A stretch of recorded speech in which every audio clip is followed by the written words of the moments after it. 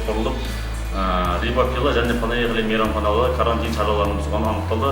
Және де ішіндегі қызметкерлер және де қонақтары бетпердесіз жүріп, осы бойынша әкімшілік құқық бұзушылық бабының 425 бабы бойынша материалдар жиналып, Есіл ауданының санитарлық эпидемиялық басқармасына материалдар жіберілетін болады.